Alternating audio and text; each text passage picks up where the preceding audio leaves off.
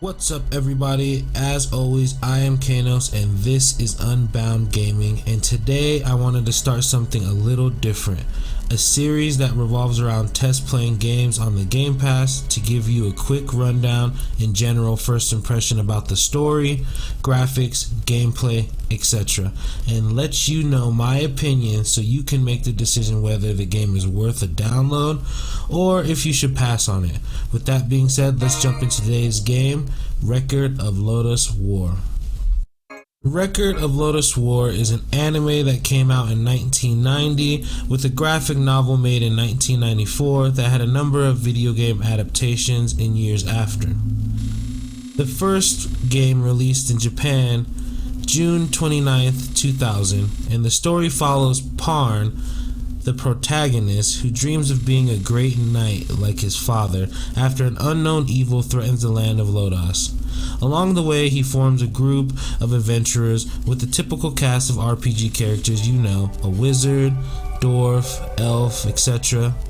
So starting the game not knowing anything about the series, and this being my first entry to this world and its characters, I've got to be honest, the story is very minimal here, with absolutely zero backstory. So when you run into all these characters and villains from the original series, the impact they're trying to convey falls flat. I couldn't care about what was happening because I had no idea what was going on. I know absolutely zero about the main character or why she is going on this adventure at all. And after about 3 hours in, I still have no idea what's going on. Look, all I'm saying is if you're new to the series looking for a game with gripping dialogue, character development, and a great, hell, even good story, this is not for you. But what this game has going for it is the awesome old school art style mixed with the smooth animation that is really reminiscent of something like Castlevania Symphony of the Night and one of my all-time favorite games, Bloodstained Ritual of the Night. The combat and movement in this game feel really nice. And on that note, let's talk about the battle system and mechanics.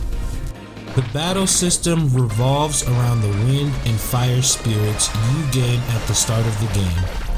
All enemy types are either weak or resistant to those elements. Also, all enemy attacks are either wind or fire themselves. So if an enemy is using fire, switch to the fire spirit and you'll absorb the attack and convert it into MP. Same goes with being hit by wind. Also, as you do damage, the spirits level up, and when they're fully powered up, you do more damage and heal yourself.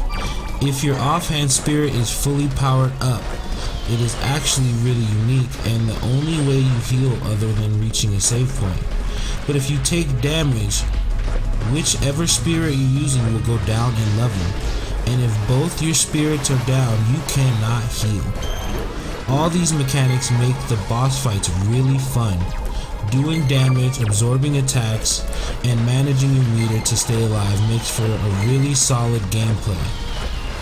Compared to a lot of other Metroidvania games, this definitely has some unique qualities to add to the genre.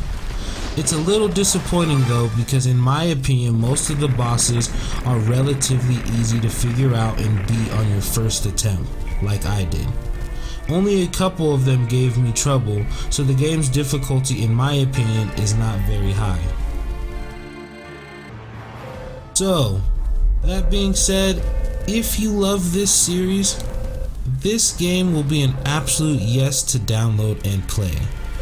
But if you got an itch to play a Metroidvania dungeon crawler, there's a huge list of must-plays before this one. For example, Hollow Knight, Ori, Curse of the Dead Gods, in my personal opinion, the best to do it, Hades, which is an absolute masterpiece. I recommend playing some of these amazing titles first. If this video helped you in any way with your decision to play this game or not, please hit the like button and consider subscribing. Thank you for watching, and I will see you in the next Game Pass test play.